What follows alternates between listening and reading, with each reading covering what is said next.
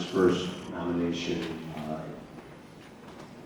when you were working on the film? I mean, this is kind of the obvious question. Do you ever know, I mean, I'm sure in some cases you know this is something special, but this wasn't a Coen Brothers movie or something like 1917 where everybody pretty early on knew it was going to be something special. I mean, was that the I feeling? think you really know when you're shooting, because when you're shooting, it's just all about the problems and how are we going to do it. So I know some of the movies that I thought would never see the light of day do, and then vice versa. So I don't think that asking someone who's actually working on the production whether this is going to be successful or not is the right thing to do, because I don't think we're ever right. No, who knew Lebowski was going to be such a big thing? We had no film about this, the dude. You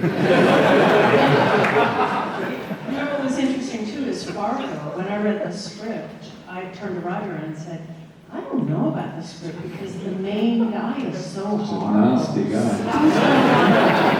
But then they cast Bill Macy, who is such a doofus that you feel so sorry for him.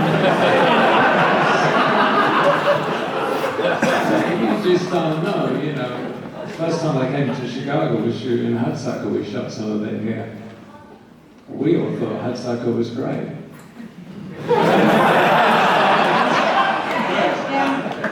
You have a way with interesting titles, The Shawshank Redemption, The Hudsucker Proxy. These things sound like something from a medical journal. 18th century. Well, you know, we had the Hudsucker Proxy, so we gave him The Shawshank Redemption.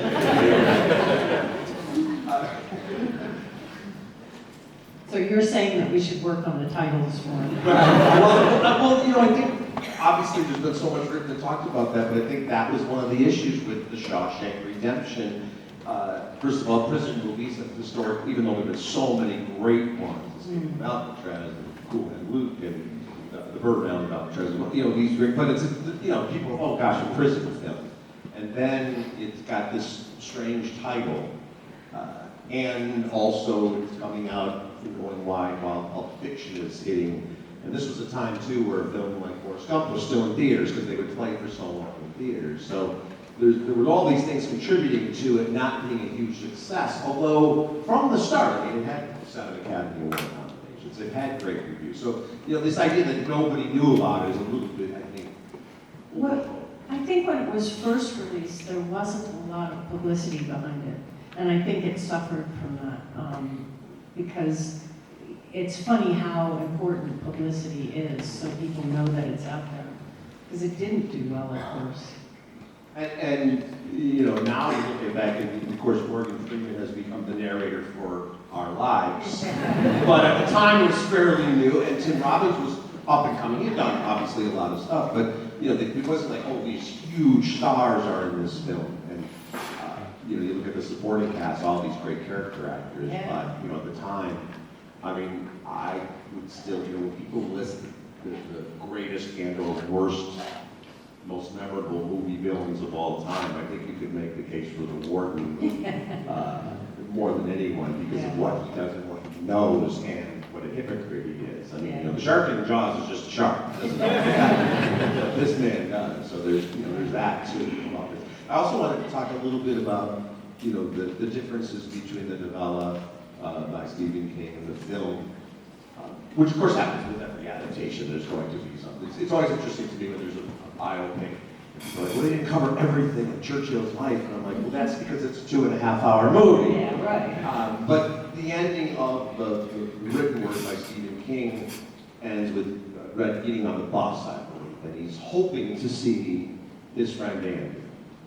And we don't know, we think and we hope and you know, we pray that that's going to happen. But in the film, of course, and I think the audience had earned that. Yeah. You know, it's not a cheap ending, it's not an easy stat stuff, but we kind of needed to see it. You talk a little bit about, and the way that was shot too is really interesting because we see, you know, this beautiful, pristine beach just like they imagined it, and we see a quick shot of Andy on the boat, and we see Red over there, but we, you know, we don't get that kind of cliched, long embrace. You're pulling back. Can you talk a little bit about But it does cut down, doesn't it, onto the, you see them together, coming together. But I mean, Like when... no dialogue or no, like you made it, you know, nothing. When we were shooting it, when we were talking about it, it was going to be a helicopter shot of Red walking up the beach, seeing Andy in the boat in the background, and that was going to be the cut. And I had actually thought they were doing the helicopter shot, and it was fine, and Frank said fine, and the AD said, okay, we got that one. And I started going for a swim, because I thought it was over. And they said, no, now we're going to shoot coverage. And so I was kind of blown away, because suddenly it was like, I think it was, I won't say who it was, but somebody had suggested we needed to shoot coverage of the scene rather than ending it just with us. I also think that last scene anyway was a studio edition. I think That's what I mean. there was. I think it should have. Deakins doesn't. I think it should have ended on the bus with Red on the bus. I mean, I think that would be the better end, but there you go. But the film I've always felt the film was a little soft. I mean, in the terms of that ending, but also in terms of prison, the wife. Making best friends in Well, prison. yeah, I mean, we actually shot, I mean, the where we shot had been just decommissioned a few years previously. A new prison was built about a mile down the road, and some of the cons would come and help us on the set, whether it was just cleaning the place or whatever. And you get to talk to a couple of them, and the things they described, what happened in that actual jail, like the guy being thrown off the tier of the cell block in the middle of the night, and all that actually happened. And I think the film is kind of a little bit of a poetic rendition of prison life, isn't it? Oh, You know? absolutely. Well, we talked about this recently.